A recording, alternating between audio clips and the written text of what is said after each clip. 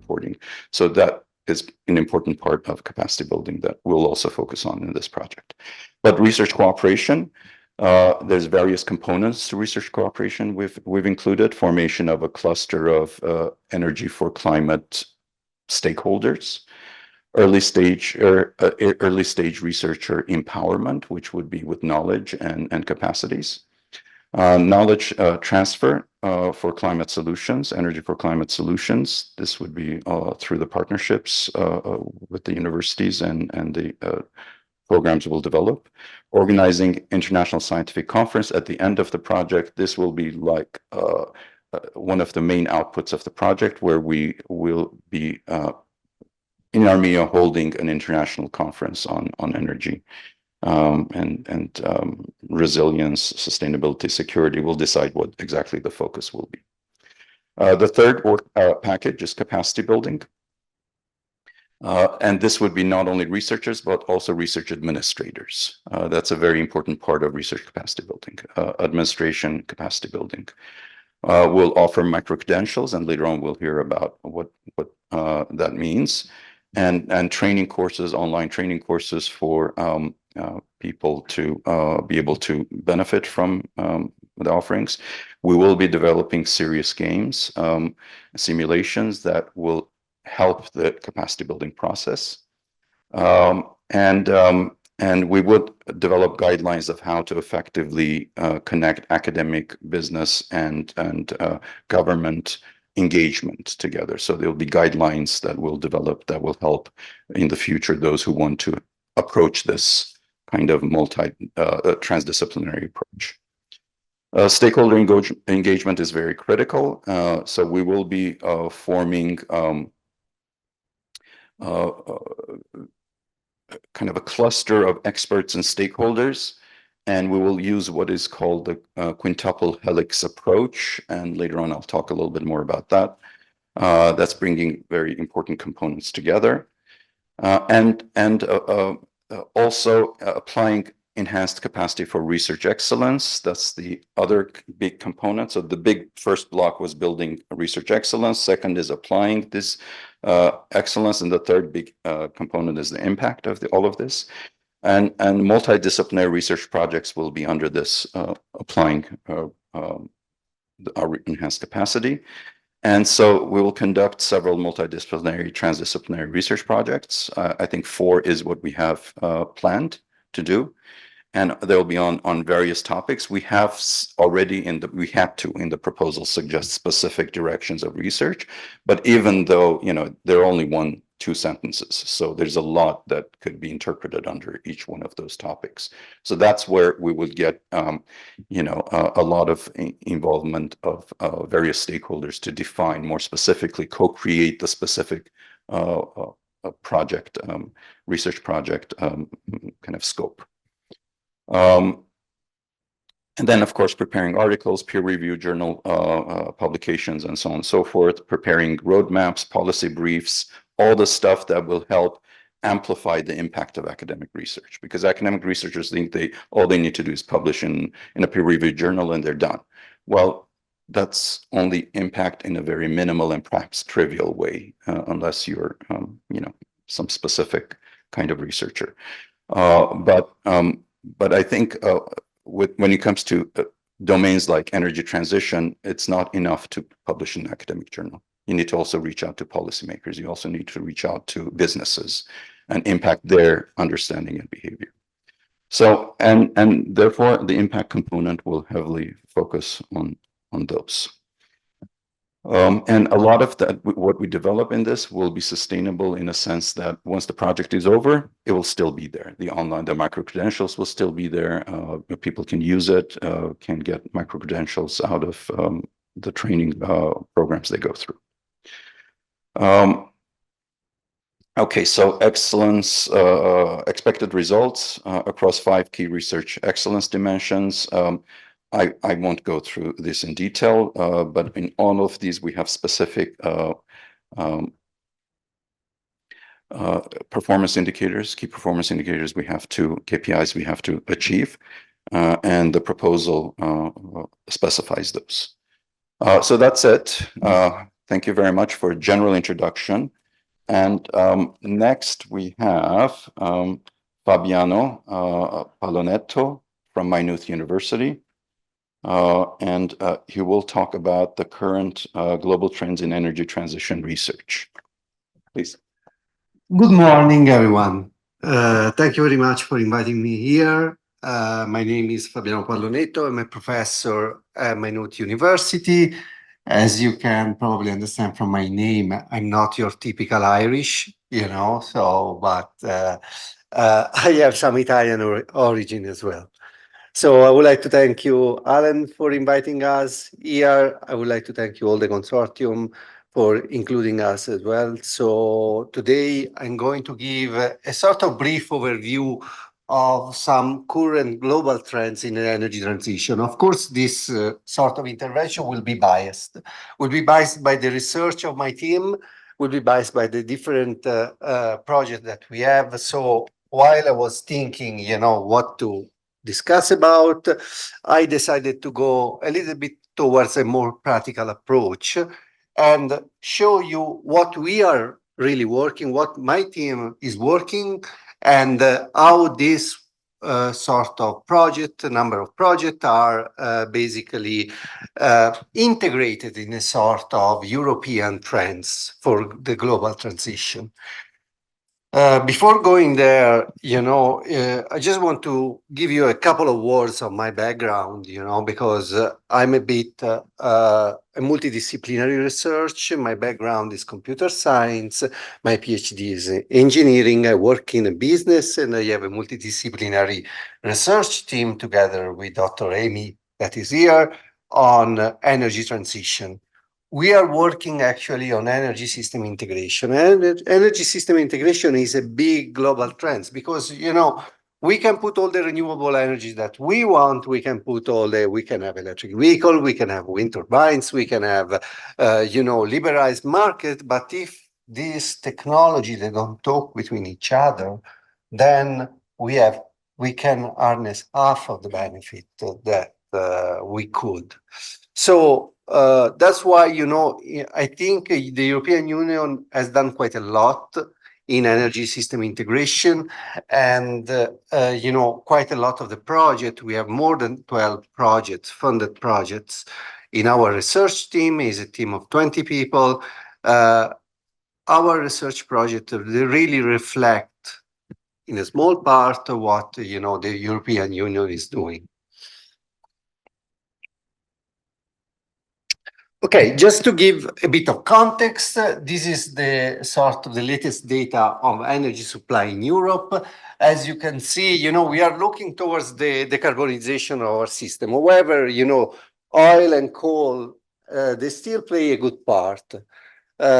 We have a big part of natural gas, 26.7%, and then biofuel, waste, hydro, and wind and solar, they are taking place. The evolution across the years, you can see that we are trying to decarbonize, reducing the impact of oil. However, there is still, and we try to decrease coal. However, there is still a lot to do. Wind, solar is doing very well in Europe. However, it's still a small part, for many reasons, that we will basically analyze a bit here. In terms of energy consumption, there are three main areas of energy consumption. There is the industry, the transport, and the residential, then small commercial and public service, and non-energy sort of use. In our team, what we are working quite a lot on transport. We are working on residential. So I have only 20 minutes, and I'm going to talk about these two topics. What about transportation? How can we decarbonize? How we can reduce the carbon emission of transportation? For sure, we need to decrease the transportation activities. So we need to, reduce the use of cars, we need to increase the vehicle efficiency, we need to reduce the impact of fuel, and also we need to shift towards low carbon options. These are, you know, the four main pillars to tackle in transportation. In the latest, you know, few years, we started measuring a little bit more. If we need to decarbonize our transportation sector, the first thing that we need to do, we need to get data. We need to, you know, we are all scientists here. Most of us are scientists, actually. And, you know, we need to draw a baseline. So getting data, understanding the transportation data, modeling the demand of transportation, and then trying to create hypotheses of the way of transport, different way of transport, that's crucial. Of course, we need to increase the vehicle efficiency, but, you know, electric vehicles, are that a solution? Yes, you know, the electric vehicle, they could support the electrification of transport, they could support the global transition. Of course, there is the problem of, you know, the raw materials, but, you know, the trend in Europe is clear. Electric vehicles are increasing their percentage. Not like China, but, you know, we are doing well in adopting electric vehicles. What is the problem of electric vehicles? Well, the problem is that if from tomorrow every one of us in Europe will adopt an electric vehicle, will use an electric vehicle, then we will reach the capacity of the grid. So how we can integrate gradually, but not so gradually, the wave of the electrification of transport into the system. That's one of the main research challenges at the moment. There is shared mobility as well. You know, shared mobility could be a big help, and of course it could support the decarbonization of the system. Modal shifting, try to use different modes and coordination modes between different way of transport, bus, electric vehicle, electric bike. This sort of modal shifting that should be swift, should be, you know, integrated. That's a key way to decarbonize the transport. One of the projects that we have, as I said before, you know, if we just use electric vehicle into the system, we will basically reach the capacity. So what we are trying to do in one of the projects, together with the big companies like BMW, Enel, and so on, we are trying to create interoperable solutions so the electric vehicles can communicate and the charging point can communicate between each other, and they can reduce the demand, the electricity demand, and they can provide flexibility to the grid. They can provide electricity to the power system because, you know, using the batteries as a way of storage. And this sort of challenges, this sort of flexibility is open up other challenges from the research perspective. If I use my electric vehicle as a way to provide electricity to the grid, how is the battery is going to be affected in terms of degradation? So, you know, and how can I shift that? How can I take into account that? So these are all projects. In this project, we are trying to work on these new challenges into the electrification of electric vehicle. There is a website, the Flow project is a 10 million project that we are leading the part of interoperability. The other point is, do I need a battery fully charged to go from home to work? Or can I just charge the battery to 60, 80%? How do I know that? What we are trying to do, we are trying to use data to inform this sort of decision, to develop the machine learning models that try to understand this sort of driving pattern. And they're trying to nudge the behavior of people toward a more sustainable use of electric vehicles. That's quite an interesting one. So the future of EU transportation, it needs to be smarter.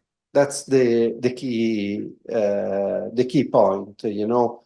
Yeah, we are trying also with alternative fuel. There is, you know, natural gas machine. There are quite a lot of different type of technology that can support the decarbonization of the traffic, of the transport. But in the key concept, it needs to be smarter. It needs to be interconnected. It needs to be interoperable. And data need to be exchanged from and to the different sort of technologies.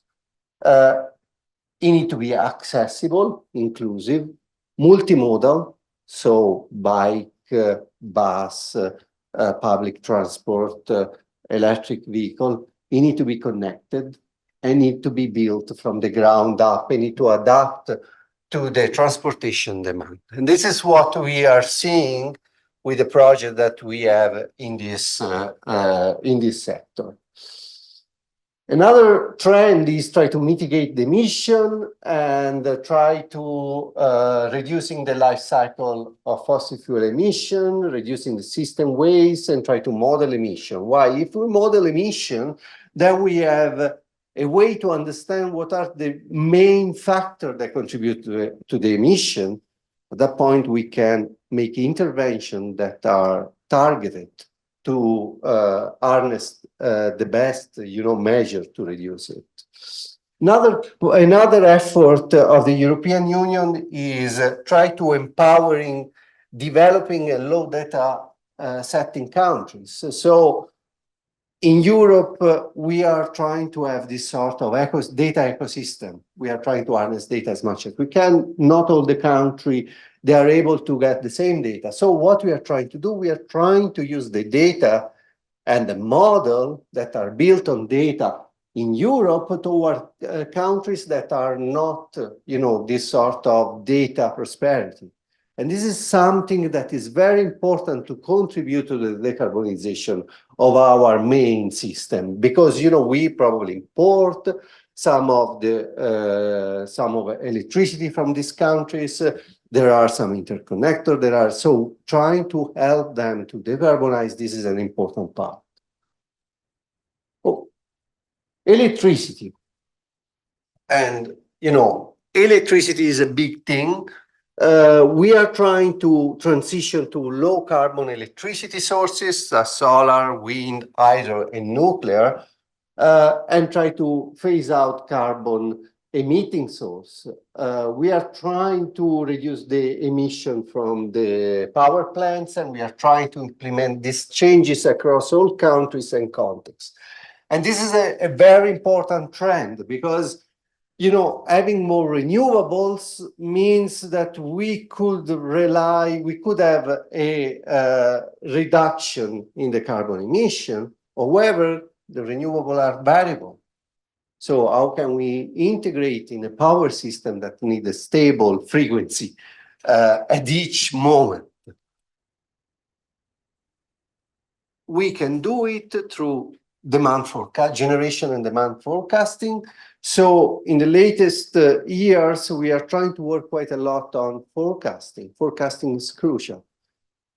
The challenge is that, you know, let's say that each of us in our own building, in our own houses, is bringing a solar panel and can produce his own energy.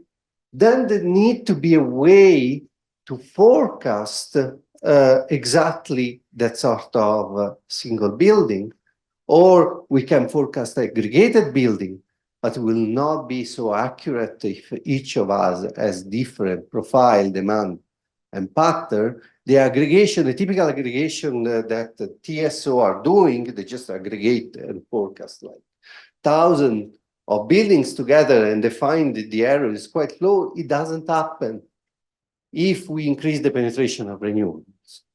So it's becoming a much more stochastic system. So we need more accuracy into the demand forecasting and generation forecasting. So that's why we need flexible demand. And we can see a sort of numerous projects that are working on energy flexibility. So we need to change the demand, and we need to adapt the demand to the power system needs. This is a huge, huge global trend for decarbonizing.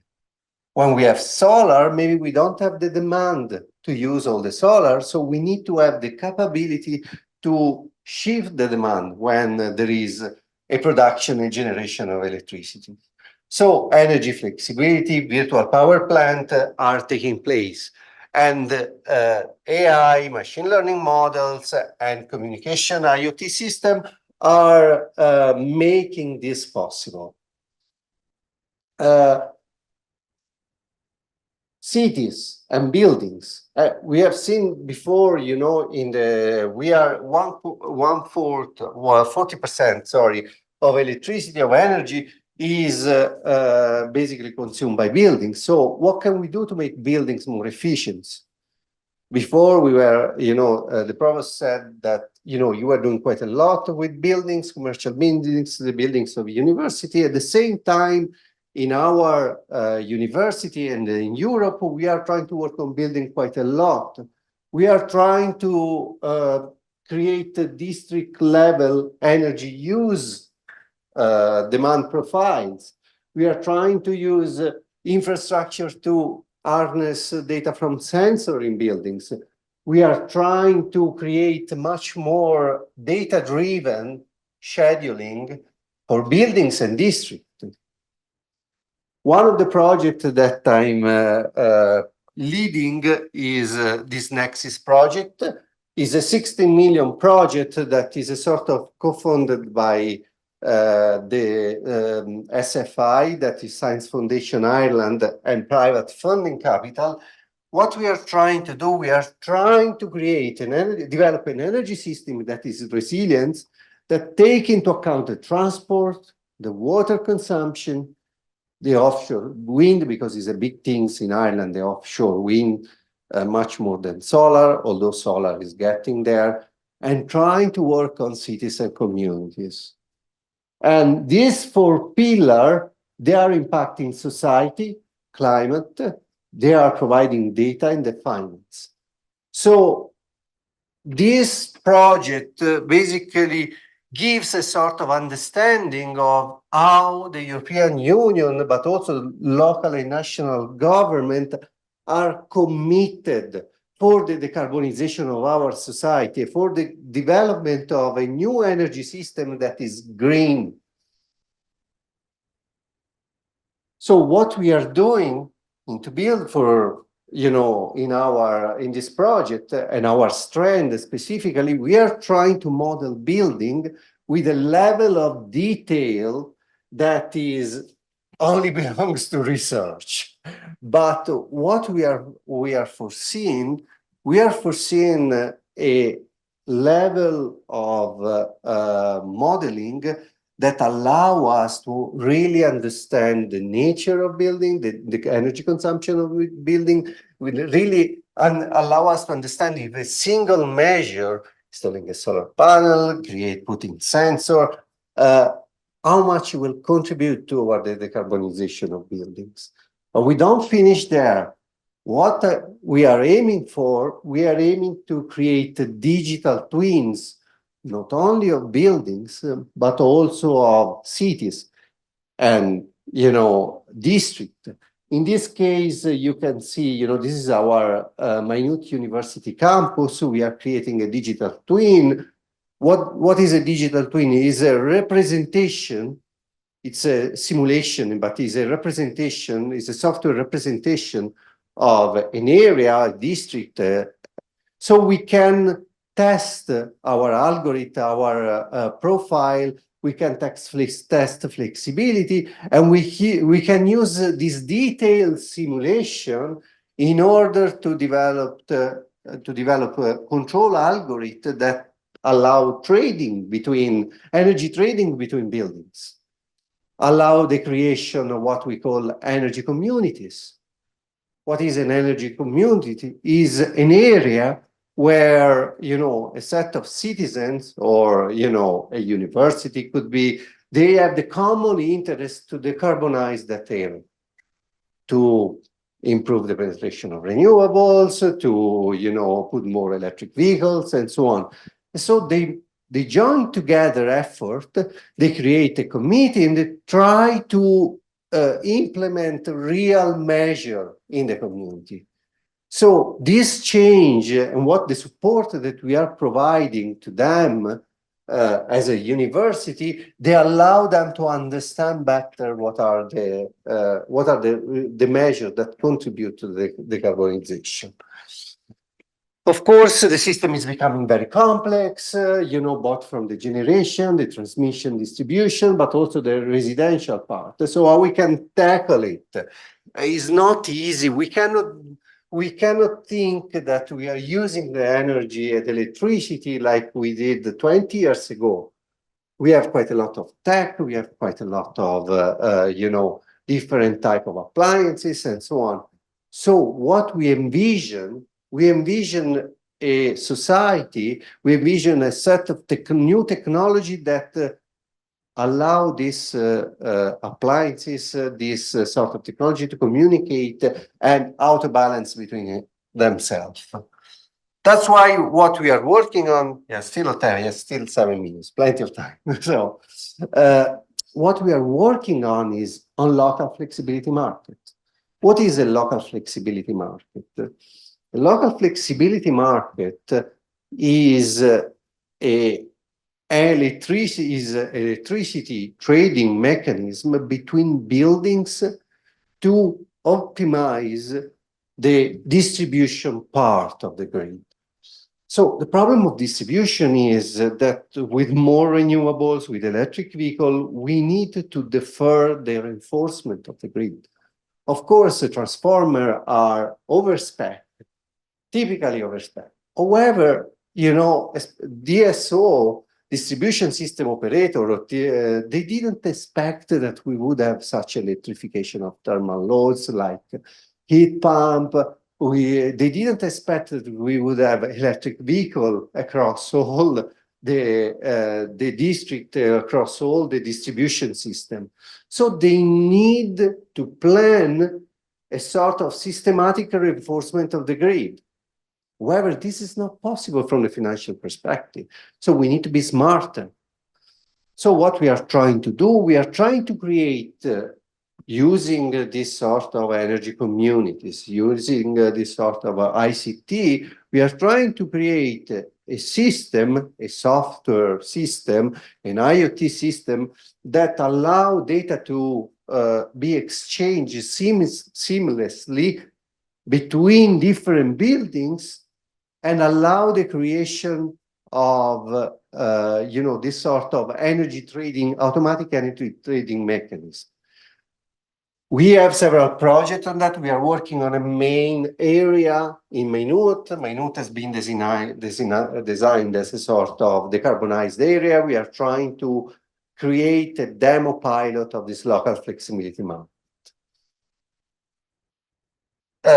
Another big trend that is connected with that is the data space initiatives. European Union decided several years ago that, this sort of the technology, the capability of the technology to work in a sort of interoperable way was limited.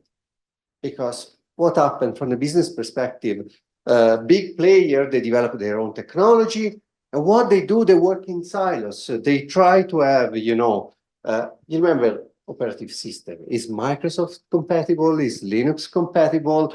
And, software is working, trying to work in a sort of silos, depending on the technology. But this is a limiting factor, big limiting factor.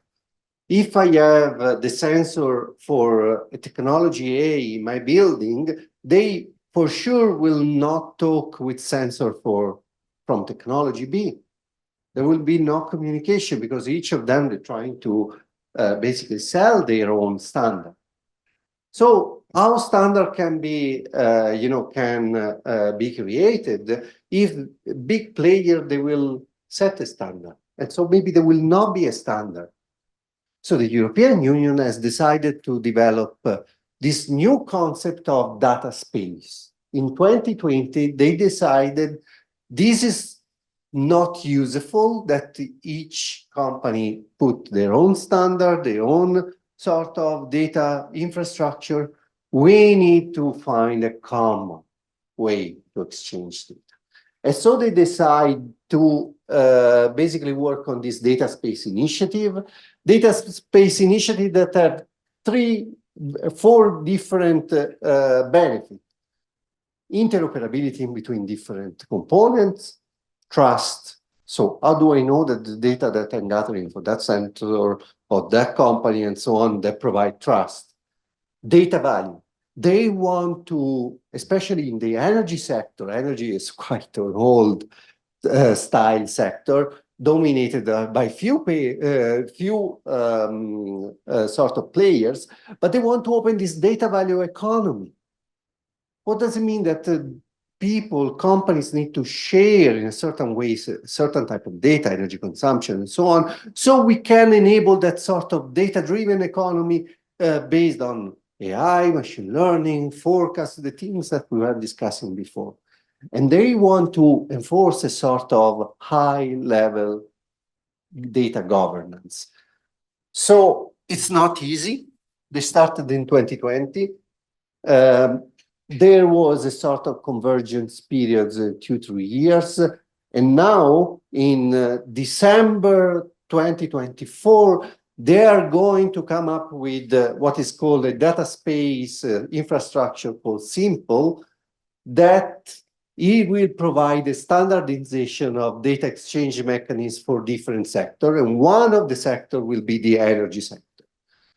And then we are trying to raise awareness, and we are trying to work on the deployment of this infrastructure up to 2030, when this sort of technology will be quite mature. And from our side, from our research side, we are trying to be advanced. We have several projects working on that.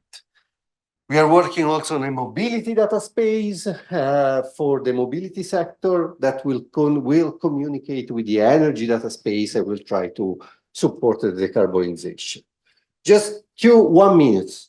One of the projects that we are working on and is slightly different is the REST for City project. REST for City project is try to raise awareness, try to educate people, because as Alan was saying before on his presentation, one big problem is try to find talent.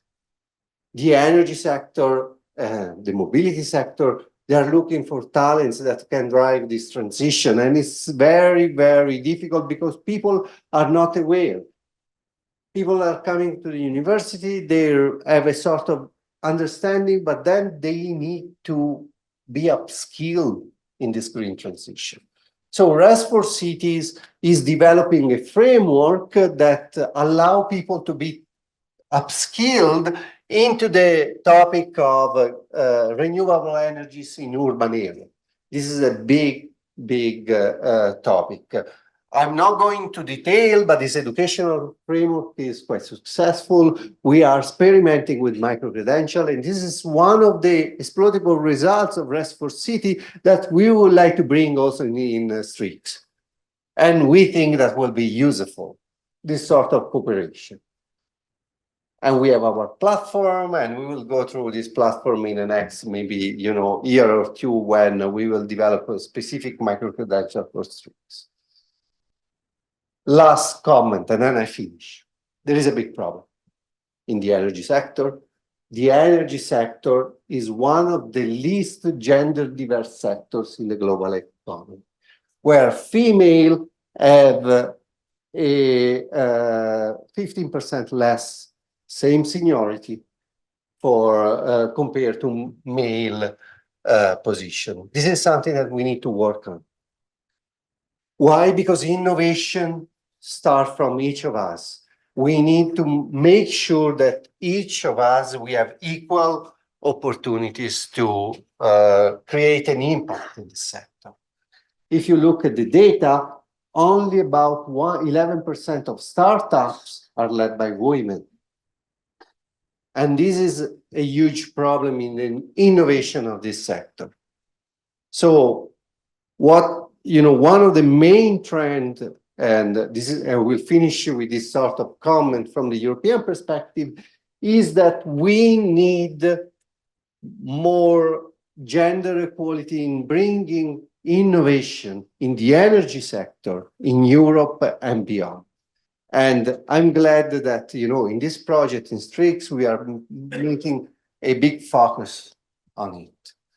So I hope this talk was useful. Thank you very much for your attention.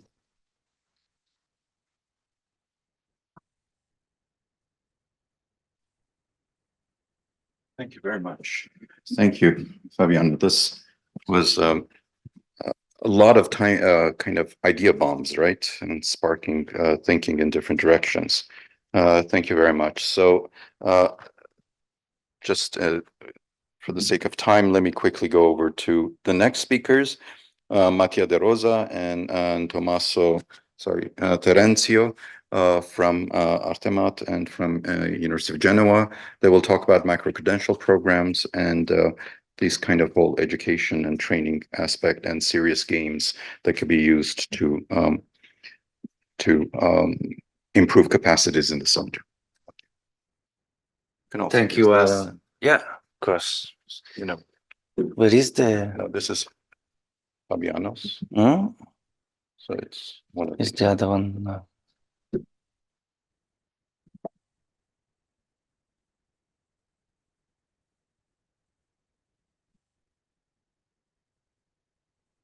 Okay, thank you very much, Alan. I want to thank you all for. I'm very glad to be here as a speaking to you. My name is Mattia De Rosa. I'm an associate professor at the University of Genoa. And what I'm going to talk to you about is linked with what Fabiano was saying at the very last, in the very last part of his presentation, is about training.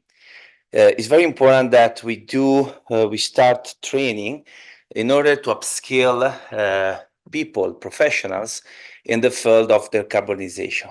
Decarbonization is a very complex matter. Sustainability at large is a very complex matter because we need a lot of competencies across a lot of disciplines.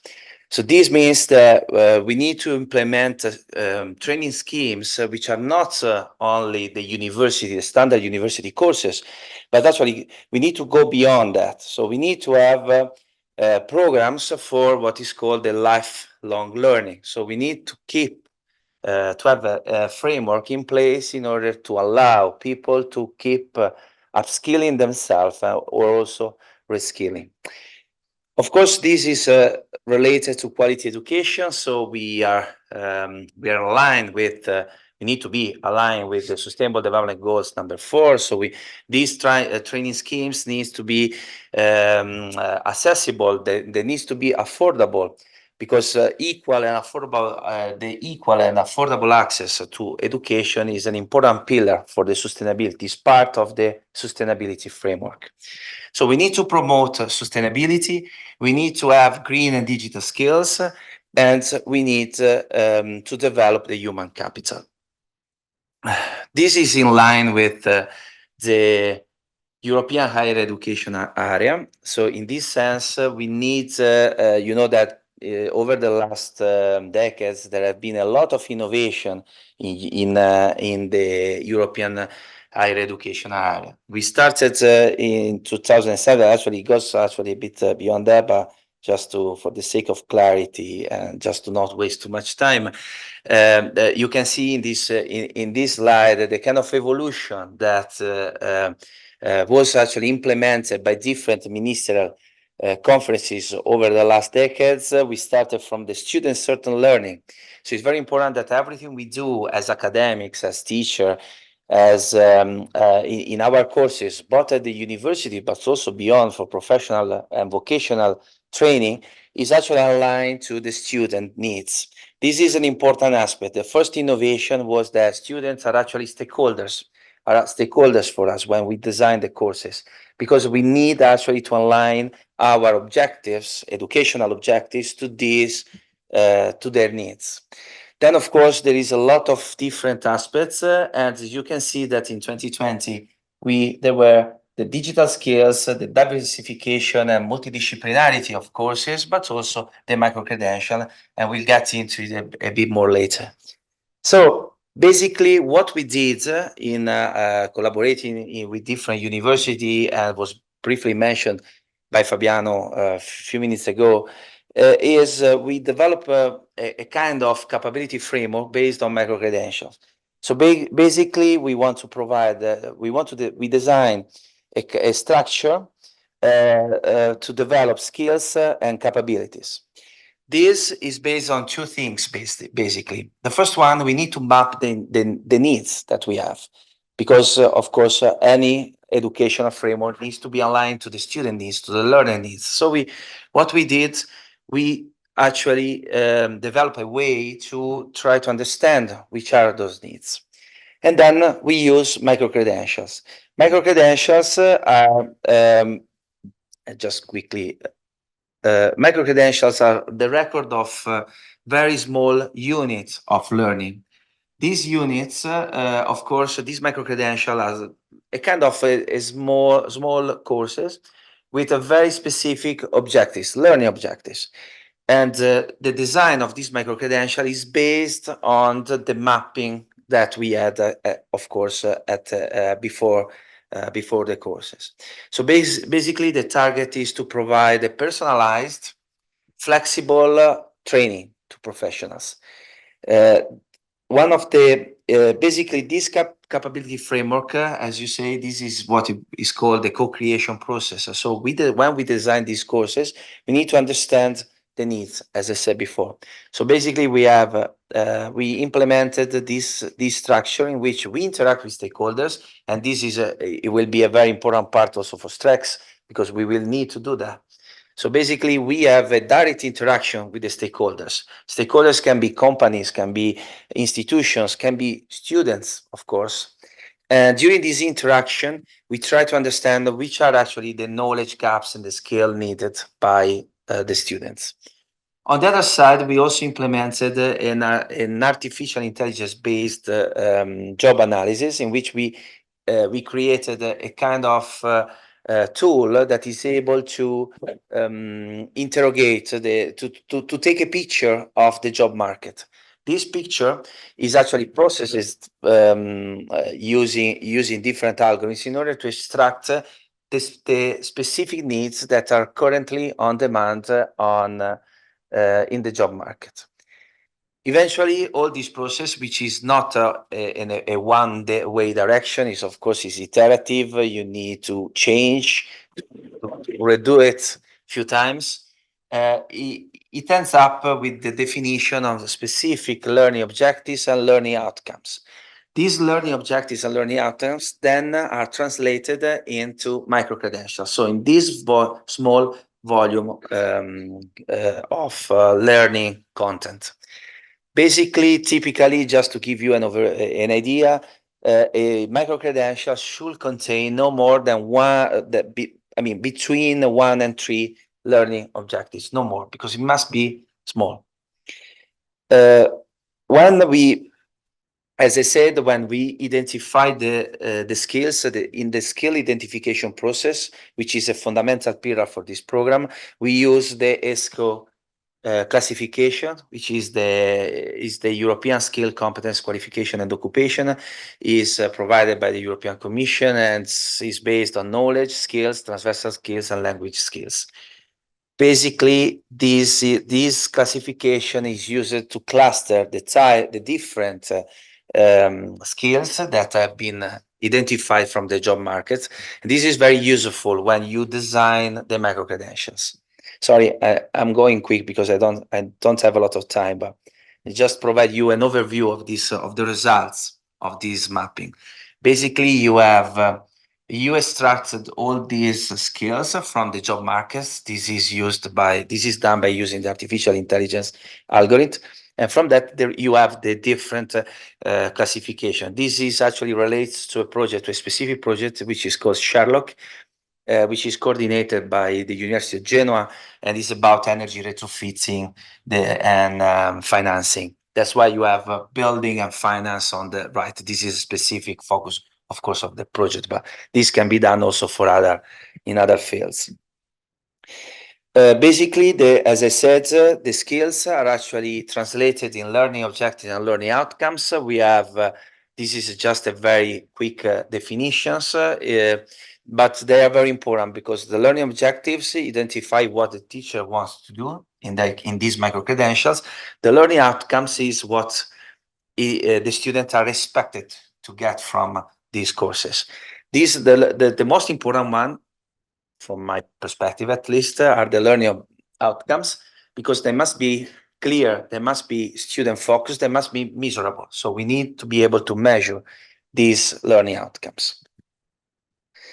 Then this is just what we call the micro-credential part. These are just the 10 pillars established by the European Commission in terms of designing the micro-credentials.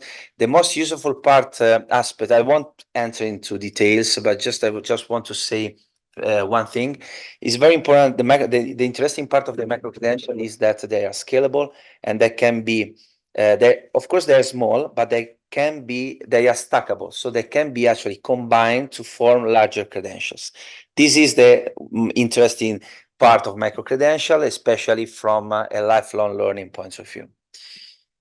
I just provide you an idea of this micro-credential. We use the ECTS, which is the European Credit and Transfer System, like we do for university courses. This is actually suggested by the European Commission. We are talking about 2.5 and 3 ECTS maximum. This is what is, it's not written on stones because there are no fixed regulation and the standardization of this micro-credential, but just to give you an idea. They can be classified based on the target audience, EQF level, disciplines, the different disciplines covered. There can be more than one. And they can be delivered online, in classroom, like frontal lecture, or in a blended format. This is, for example, Sherlock. Sherlock is a multidisciplinary project. We have identified 54 skills from the process that I briefly explained before. And these skills were actually translated in 15 micro-credentials. These 15 micro-credentials actually were combined in order to form 2 micro-programs. A similar approach was done by Restful City, which Fabiano actually mentioned briefly before. We identified 74 micro-credentials related to the renewable energy integration in urban settings. These skills were actually translated in 44 micro-credentials, and eventually they were combined in 8 micro-programs.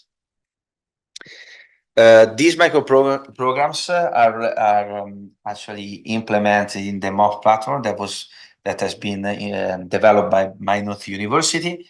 And this is an in-house MOOC platform. MOOC means Massive Online Open Courses.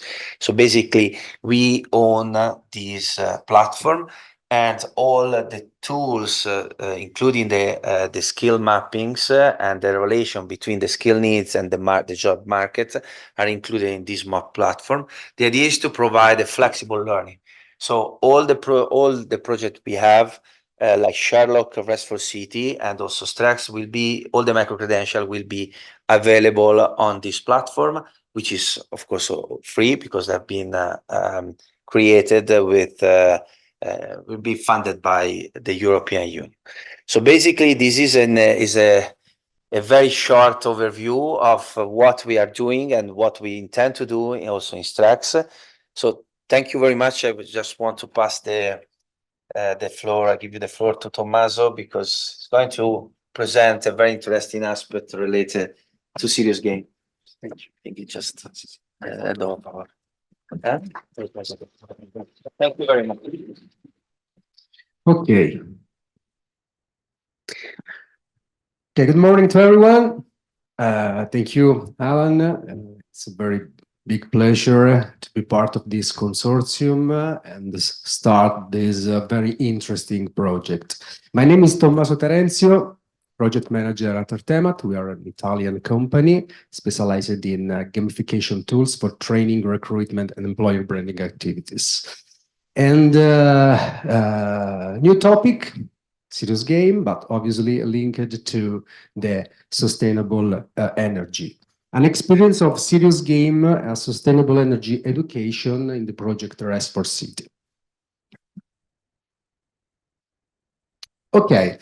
First of all, definition of gamification. What is gamification? Is the use of game design elements in non-game context. What are the game design elements? The presence of the rules, the achievement of goals, and a very positive competitiveness among the participants, among the players. And what are the non-game context? Obviously, training, mainly in educational activities, can be assessment activities, recruiting activities, and employer branding activities. And the serious games belong to the big family tool of gamification, and in particular, they represent the right trade-off between entertainment and learning. In this way, it's possible to make complex concepts more accessible and engaging for the players. What are the benefits of serious games? Unconventional and innovative educational activities, two paradigms, learning by doing and learning by playing. The learning experience is more effective and involving than traditional teaching alone, obviously, to face the changing scenarios and develop flexibility. As I said before, to learn different and complex concepts in easy and involving way. And finally, to stimulate, boost, and develop the hard and soft skills of participants. All these benefits turn around these 6 pillars of the serious game: the learning, engagement, awareness, interactivity, it's very typical, feedback mechanism, assessment, and evaluation. Well, we are partner of RES for City project, presented by Fabiano and Mattia. The objective is to promote sustainability through innovative educational program, through innovative simulation game, like a serious game. And we developed a serious game suite. In particular, 3 serious games, a warm-up game, single-player version, the business simulation game, and the role-play game. What is the warm-up game? It's a single-player tool that trains users on a specific topic, stimulating and boosting the hard skill in this case. In particular, the game is composed of 4 different training modules: design and analysis, social science, energy economics, and energy policy. And obviously, for each module, a player learns the key concept, developing and boosting their technical skills. Each module is composed of a set of exercises from 5 to 10, and the multiple choice answers or drag and drop answers for each module. And in particular, the very interesting thing, it's possible to assign a score and a skill to each answer provided. In this way, then a report at the end of the simulation is generated, indicating the final score, the skill mapping, and potential suggestions. These are the screenshots of our application with the login. Obviously, all our business games are web-based. Okay, we provide a link and a set of credentials. This is the web page for the selection of the module, okay, the simulation. Obviously, the user can complete all the modules. This is the presentation of a specific module about energy economics, and this is an example of exercise with the question, a list of potential answers, the timing, etc. And this is an example of a report at the end of the simulation with a score, and the user can check the right and the wrong answers provided during the game. The second tool, the business simulation game. Business simulation game is an innovative and engaging educational tool that allows to replicate all the dynamics and the logics of a specific business scenario. In this case, the player, individually or in team, we developed both versions of this tool, face a competitive situation, there is a competition, and in particular, the task is to lead a virtual company, analyzing data and making strategic decision within the game. In particular, the user or the team plays the role of sustainability advisor, checking and evaluating the pasta industry scenario, a typical Italian scenario, and 4 company profiles. The business game is composed of 3 rounds of simulation. In the first round, the user must analyze and evaluate the industry and the 4 fact sheets of the company, and then with the task to select one of them in order to lead it in the second and the third round in the game. In the second and third round of simulation, the user, the team, leads the selected company, making strategic decision about the main, obviously, strategic choices that characterize the market, with specific focus on innovation and sustainability, with the main goal, main objective to increase the company value in the market. This is the industry fact sheet with an overview, sustainability, the trend for the next years, in particular for the customer sensitivity, the energy price, etc. And then this is an example of a company fact sheet with the art grain, the description of the company with the previous year data, analytics, performance in sustainability, energy consumption, and carbon footprint. Obviously, the aim is to reduce in the second and third round of simulation this amount. This is the screenshot of the input variable for the second and third round, grouped in 3 business areas: human resources, innovation and sustainability, and marketing.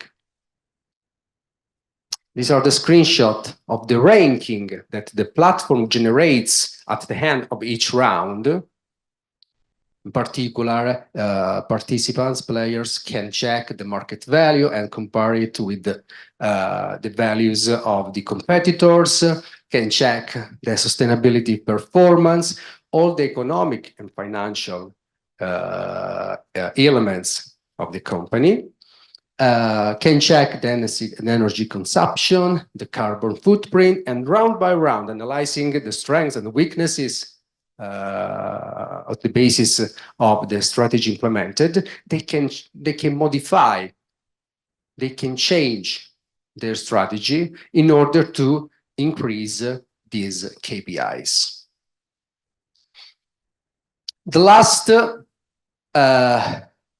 tool, the role-play game. The role-play game is a single-player tool that simulates a specific realistic scenario.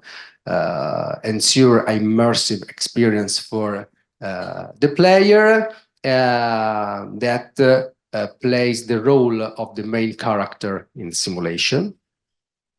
At the end of the simulation, also in this case, the platform generates a report to the user with that performing a series of internal projects to calculate the scores and indicators. Okay, in particular, the role-play game has a name, the Fabian Energy Community Game. And in particular, the user plays the role of an energy manager of a fictional sustainable energy community. And the task is to reduce energy consumption and adopt renewable energy sources, developing and implementing a comprehensive energy plan. This is the first tool that we developed among the free tools. We presented these tools in the Energy Sustainable Week in the last year and in this year in the June, and the audience played to this game with a very good feedback. You will have the chance to play, okay, at the end of this presentation. These are the screenshots of the game. The user can choose the avatar, then can interact with the other virtual characters, how through a virtual chat, through a virtual emails, virtual meeting. And as I said before, in order to stimulate also the hard skill, the user must implement an energy plan, allocating resources on the different members of the community, in particular condominiums, school, shopping center, and leisure center. At the end of the simulation, also in this case, the platform generates a report mapping the hard and soft skills of the user, in particular results orientations, communication, cooperation and synergies, knowledge about sustainability, and energy analysis. In conclusion, all these serious games allow us to increase the level of engagement, obviously, of the interest about the topic of sustainability. But at the same time, the serious game suite allows to test, to boost, to develop both the hard and soft skills of participants in a different way, because, for example, the warm-up is focused mainly on the hard technical skills. The business game in its multiplayer version allows to test both hard and soft skill, like the role-play game. Okay, thank you. The last, now, later, okay, when you want, you can save the link, or you can check the QR code in order to try the Fabian Energy Community Game in honor of Fabiano Pallonetto.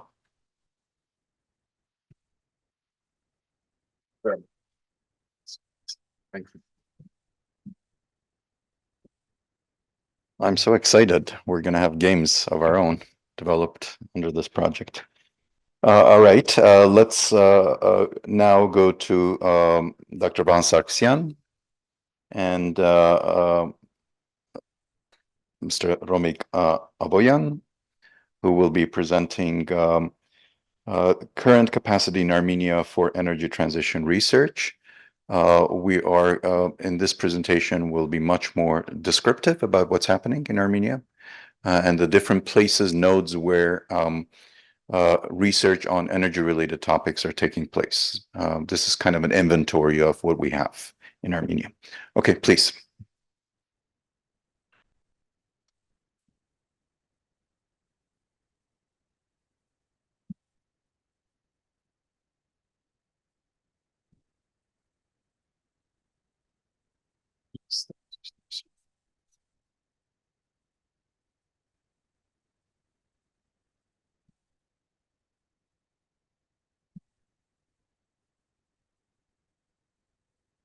Thank you, Alan. Thank you also to inviting us to participate in this consortium and to be here today. I will shortly present our energy field, the energy research institutes in the field of energy.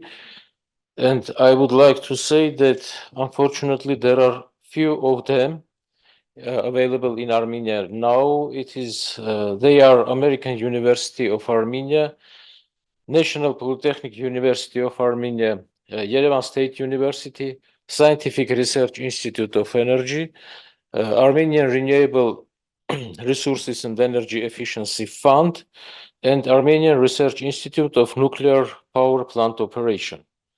So let me go one by one, and part of the Yerevan of National Polytechnic University will be presented by my colleague. American University of Armenia was founded in 1991, as you can see here. It has Acopian College of Science and Engineering, offers degrees in Bachelor of Science in Engineering Science, in Environmental and Sustainability Science, Data Science, Computer Science, and also master degrees in Computer and Information and Industrial Engineering and System Management fields. American University of Armenia, Armenia's other colleges also offers undergraduate degrees in business, politics, and governance law and communications. All of these are relevant to the multi and transdisciplinary tasks of energy transition. University has also several research and action centers critical to energy transition. One of them is Acopian Center of Environment, Entrepreneurship and Product Innovation Center, and Engineering Research Center. So since 2023, EPIC and AUA Acopian Center have jointly launched the Energy Transition for Climate Solution, Energy for Climate Initiative, as a platform to foster knowledge, policy dialogue, and capacity strengthening the energy issues. So the aim of the platform is to foster innovation, entrepreneurship, business development, and investment in sustainable energy solutions locally and globally. Our project is a part of the product of Energy for Climate project, and Acopian Center is lead of this project. So this is briefly about American University of Armenia, and the next part is National Polytechnic University. Will present my colleague, and then I will continue. Thank you.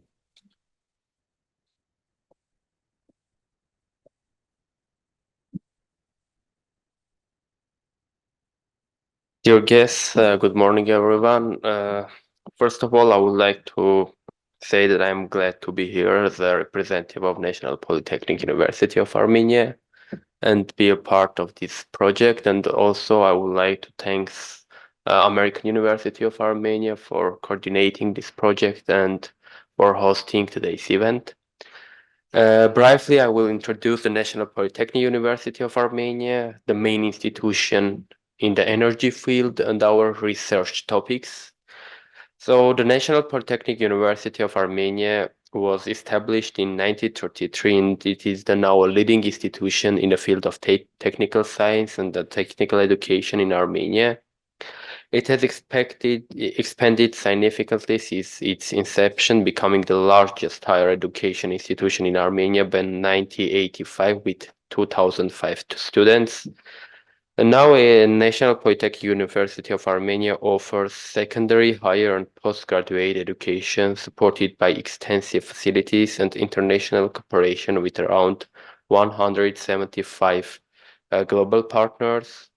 And the university participates in numerous international research programs and hosts over 80 international students with over 1,200 alumni NPUA has played a crucial role in shaping Armenians' engineering and industrial sectors. And more about the renewable energy and energy sector, the National Polytechnic University of Armenia at the beginning of the last year adopted a strategic plan to become a sustainable university and become a first full green university in this region by constructing and using solar energy for their for the closing of the demand of their own need of electricity.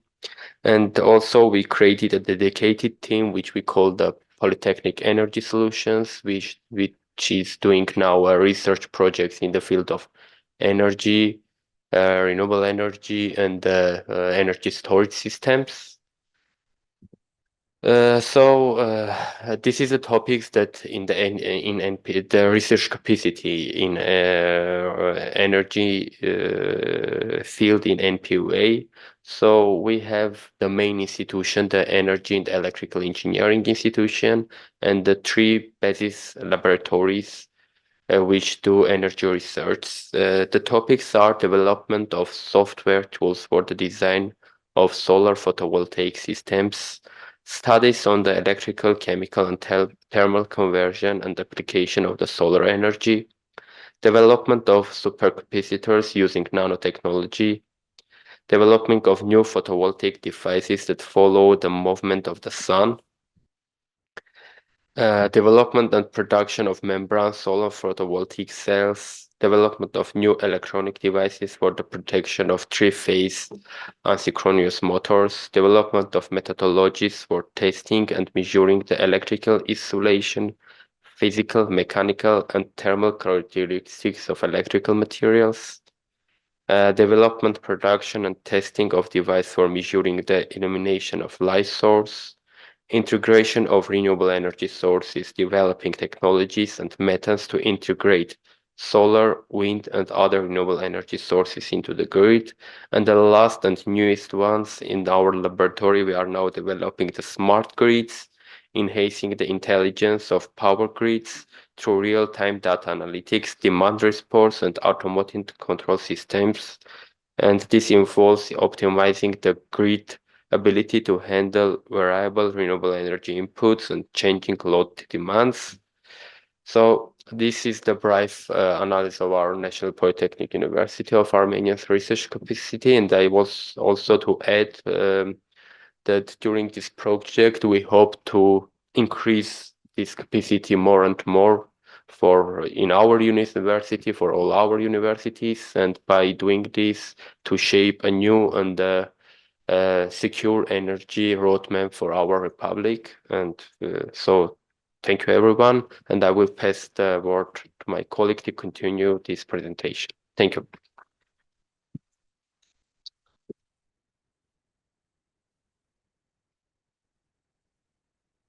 Thank you. Now let me introduce our institute, Scientific Research Institute of Energy, which is part of this consortium. Our institute was established in 1948, and until 1963, it was under the structure of National Academy of Science as an electrotechnical laboratory. Later, it was established as an independent institute. From 1994, it was reorganized into the closed joint stock company under Ministry of, currently, that time it was Ministry of Energy, and currently under Ministry of Territorial Administration. Our institute provides different services in many areas of energy field. So it is listed here. I will just briefly repeat them. Power development, power system development and management studies, investigation of steady state and transient regimes in power system and electrical network.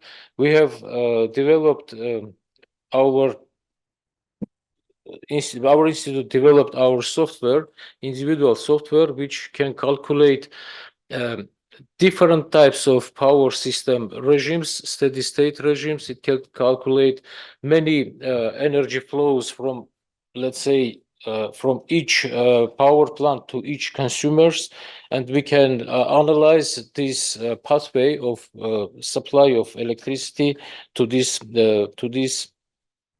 each energy consumers. We are also having the research on energy conservation, energy and efficiency in renewable energy. We have special laboratory for that. We are developing legal and regulatory acts for the energy system. Currently, we are under development of harmonization of EU standards. This work is done here. Also, we have the capacity building unit. We provide PhD studies, PhD studies for the students, and also we are having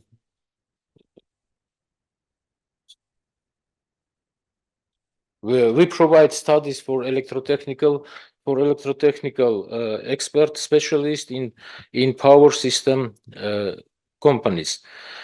Also, there are some activities in urban development, documents preparation, and energy measurement. We are providing energy measurements by a special accredited laboratory. So, this is shortly about our institute. I will go then to introduce you Armenian Renewable Resources and Energy Efficiency Fund. Shortly, we say it R2E2 Fund. It was established in 2005 by government decision. So this fund is an autonomous legal entity based on voluntary property fees by founder, has no membership, is non-trade, non-profit organization, and acts termless. The main goals of R2E2 Fund in our energy system is to contribute to development of renewable energy and energy saving sector, to promote development of sector and involvement in the investment market in energy field, to develop energy security mechanism aims at increasing the degree of confidence in the energy system, to organize and implement credit, grant, and other programs promoting the development of sector on behalf of the state, and to contribute to the man-made impact of the environment and human health. These are the main direction of activities of our fund. We have also in our research area the Armenian Research Institute for Nuclear Power Plant Operation, and it was established in 1973 under the branch of let's say Old Union Scientific Research Institute of Nuclear Power Operations. We know it as VNI-AS. In 1992, ARM-ATOM, this is the short name of this institute, was reorganized and entered into the structure of Ministry of Energy as an independent institute. So at present, they have 7 main direction of activities. There are the safety assessment analysis of nuclear power plants, implementation of diagnostic information and other system ensuring the safety of nuclear power plants, development and implementation of the system for training and retraining of operation and maintenance personnel of NPPs, development of standards and technological documentation for operational and maintenance of system and equipment of NPPs. Fifth direction is ensuring the safe operation of nuclear power plant in seismic condition. Research and control of metals, of devices and equipment of NPP, and also research on physical calculation of nuclear reactors. I would like to say that they already developed the special technologies to check the physical condition of reactors, and they are widely also working with under the International Atomic Energy agencies, IAEAs. So I think that's all about our institutes, and with this, thank you for your attention.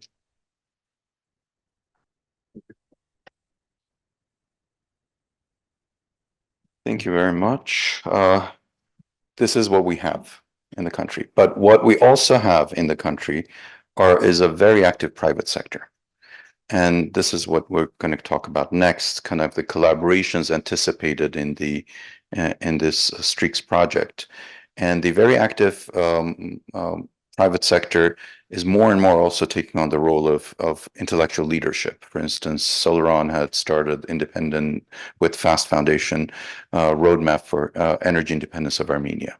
They spearheaded that. Yesterday, we were part of the Sevan Startup Summit, where Energy Transition Summit is being organized led by Stiegen.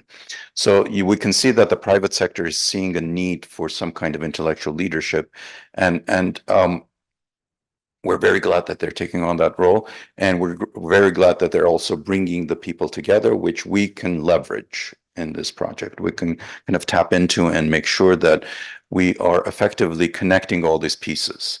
Because part of the problem in fields like this, and in Armenia probably specifically, or emerging developing economies, is that the pieces don't always know about each other and they don't talk to each other. So part of it is to really connect and create a community of practitioners and kind of experts and researchers, epistemic community. So with that, let me just quickly go over what this project envisions to be the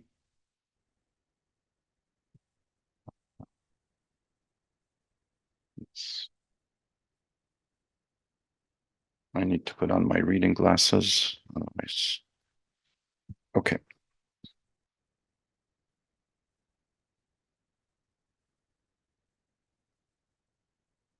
Okay, so the stakeholder engagement work package, if you will, which pretty much extends from now until the end of the project. We have three main objectives: is to engage transdisciplinary Armenian stakeholders with different perspectives in regards to energy and climate security. So that's a very big objective set on us. Improve the quality of the research that benefits the stakeholders, both public policy and government and also private sector. Increase the applicability of research outcomes. So research not only for research's sake, but research that actually impacts the energy transition prospects of Armenia. Main stakeholders that we envision, there's 6 groups or so. AUA, of course, is one of the key beneficiaries, and Armenian early stage researchers. So it's looking at this, we have a big focus on young researchers, those who are coming into the field, and they will be the ones who will be leading this sector for the next coming, 30, 40 years. And the scientific community in general in Armenia. And also we see the EU scientific community specifically focused on energy transition, energy security as a group where we want to connect with. They're a very big stakeholder, but we will find ways of connecting to them. Industry, as I mentioned, is very important. They're the ones who will be implementing a lot of the solutions that Armenia and the region needs to become more energy resilient and energy secure. We have to figure out how to meet the needs of business to be able to do that, while to generate the public goods that we expect businesses to generate. Policymakers is another group that we'll be focusing on, and I know it's very difficult to get a hold of policymakers. They're busy running around all the time, but what we're hoping to do with this project is find a very systematic way of engaging policymakers in this multi-stakeholder discussions. And we also consider the society at large being a stakeholder group, and that mostly means on the mass media communications, on engaging on citizens' responsibilities towards energy transition and so on and so forth, behavioral change, and so on. Yeah, these are detailed specifics, but what specific thing that we're doing, and this is what I was talking about, the quintuple helix approach. In the 1990s, the idea of, sorry, the idea of triple helix was very common. People talked about we need to engage, a business, government, and academia. They need to work together. And over time, there's been a couple of other elements that have been added, other than academia, government, and industry. Civil society has been added as another component that needs to, because the theory is that the civil society is the most immediate connection to society and citizens. That's how we can make a lot of the transformations and changes more kind of impactful by engaging civil society, and natural environment being a stakeholder. This is kind of probably the most controversial one, kind of giving agency to the natural environment and saying they are a stakeholder they have to be considered. So this is kind of the model of so co-designing, co-creating participatory approaches.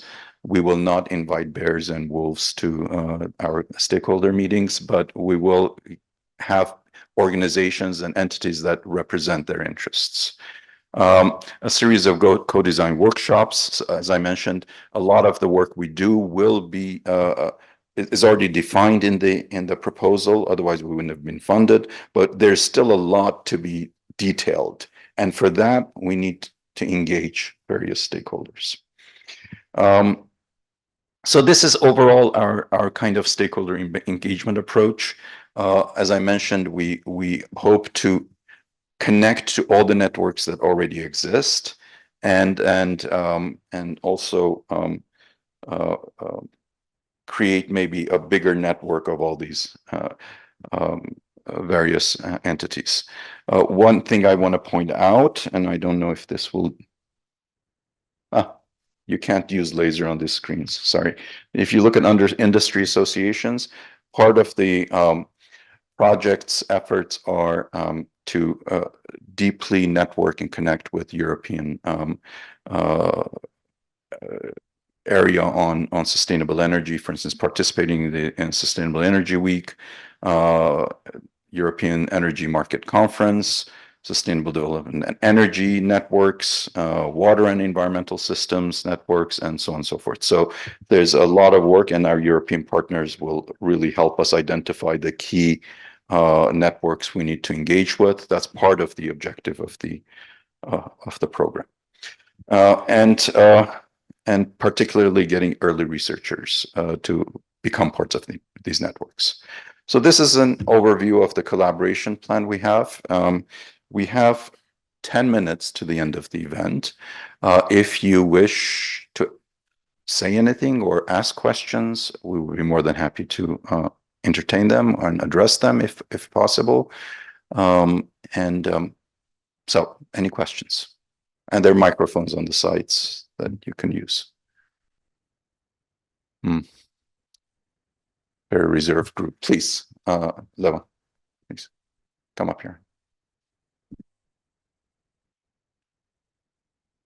Also, please introduce yourself. So you have to connect and wait a few seconds. Yeah. Hello. Oh, there we go. Hello, everyone. My name is AUA Acopian. I work at the DC Department of Transportation. So I want to thank you all for amazing work that you're doing and the amazing presentations. It was mentioned a few times at several people's presentations that data collection is of highest importance.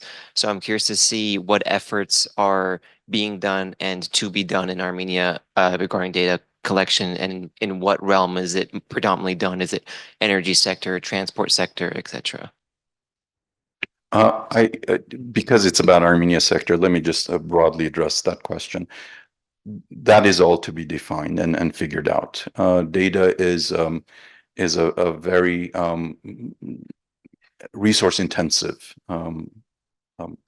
thing to have, and someone used the term data prosperity.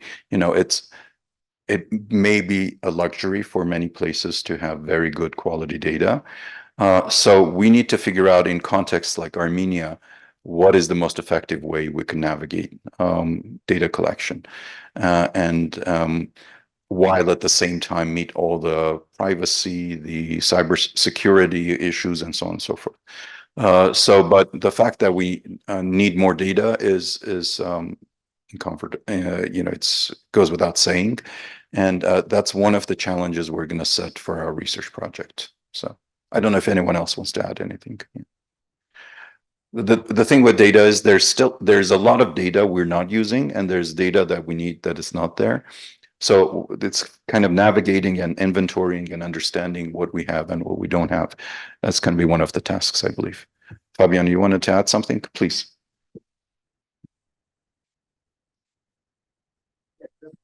Echoing what you're saying, there is a trend now, a big trend in Europe to try to have open data. So try to be as open as possible, but it's coming with a challenge, because as Alan was saying, there is cybersecurity, then there is, who owns the data and how are you using the data?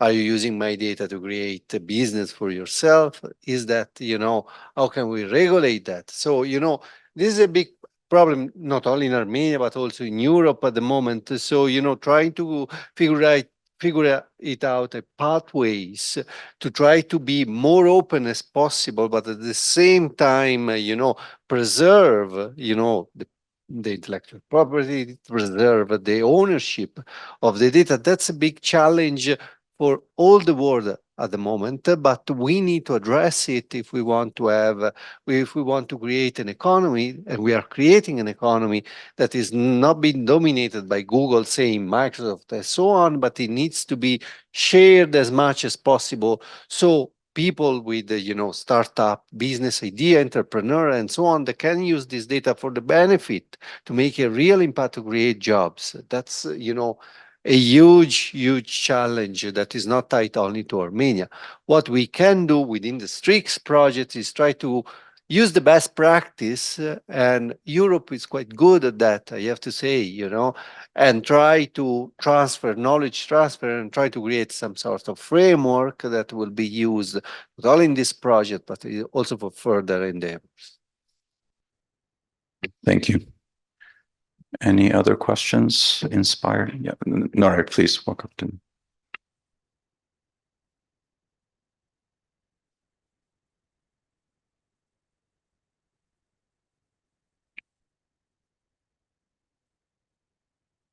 There you go. Good morning, everyone. My name is Norair Benanian. I teach at AUA. So it was mentioned that there might be capacity building opportunities for young researchers.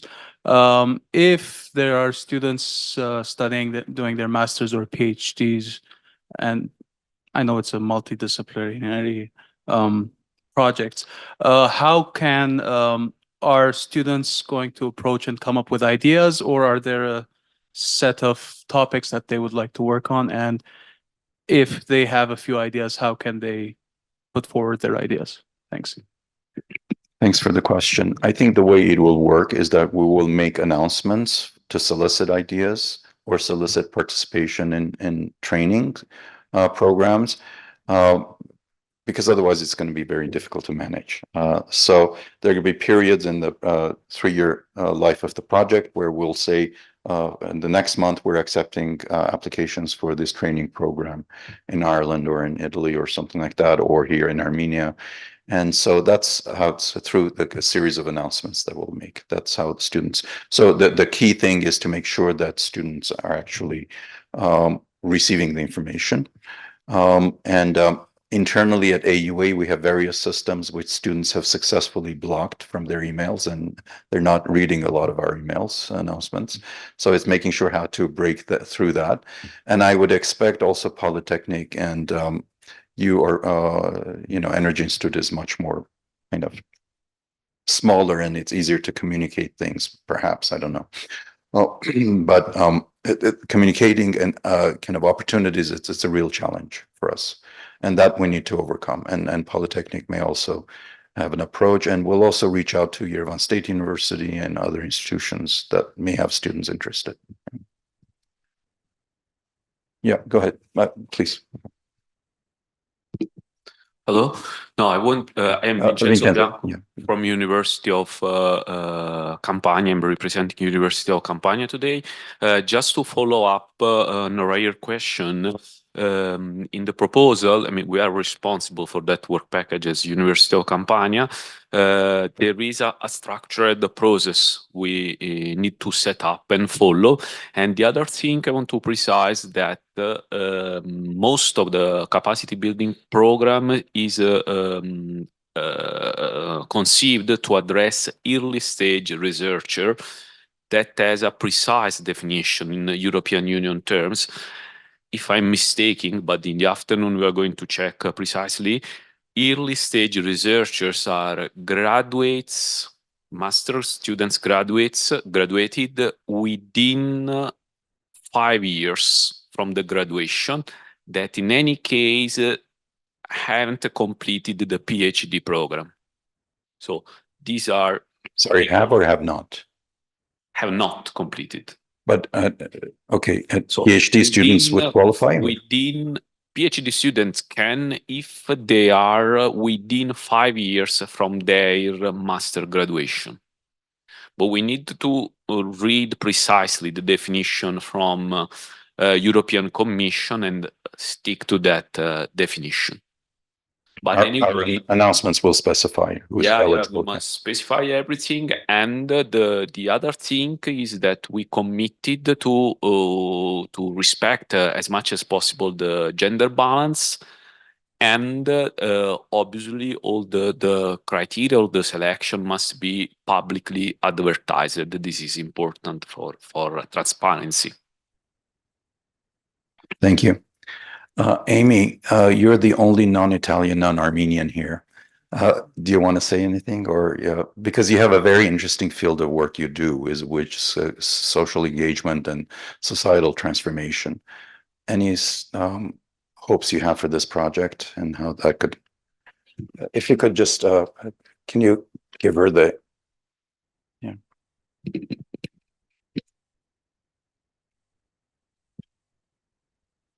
I think the process of integrating the different stakeholders is going to be very important, because what can happen is if you just bring people together all at once, people don't necessarily feel that they can contribute in a meaningful way with the various other stakeholder groups. So specifically, even integrating academia and industry can be quite challenging. And from a perspective of training and development in Ireland, we do a lot of work with the Irish Universities Association on something called engaged research. And engaged research is research that is developed with the stakeholders and by the stakeholders and for the stakeholders. So it's very much a collaborative effort, and involving all of the various stakeholder representatives in continuous evaluation of the project is going to be really important, to make sure that it is going to, the end result will be meaningful for these early career researchers in particular. And on the early career researcher side, in Ireland, we look at it around 5 years post PhD. So anything up to 5 years post PhD is what we kind of focus on. You also mentioned a very cool thing you do with youth, right? So you have youth representatives? Yeah, so we have a youth committee. I used to be a teacher and worked with young people for 10 years before going into academia. And we train and develop from a very young age. So we start to go into schools when schools with 4 and 5 year olds right up to 18-year-olds before they go on to university. And with our Spiral Learning program that we've established with some of our projects in Ireland, the youth committee representatives take on more responsibility as they progress through their schooling. And some of them have gone on to work for us. So we have our youth committee leader at the moment, Claire. I started working with her when she was, I think, 10 in primary school, and she showed an interest in energy transition and sustainability, and has gone on to study sustainability and environmental science in university. So these young people become fantastic representatives then for not only the projects that we're doing, but also for society and in Ireland. It's great to have them we bring them to conferences with us to present. They and they're the people that the young people are going to listen to, not us. Right. Yeah. Yeah, that's excellent. I'm very glad you're part of this project. There's a lot we can learn from your experience. Thank you. Thank you. Okay. No other questions. I thank everyone for being here and listening to our kickoff talks. And I'm even more excited about this project after hearing the different kind of big ideas that are on the table for us to discuss.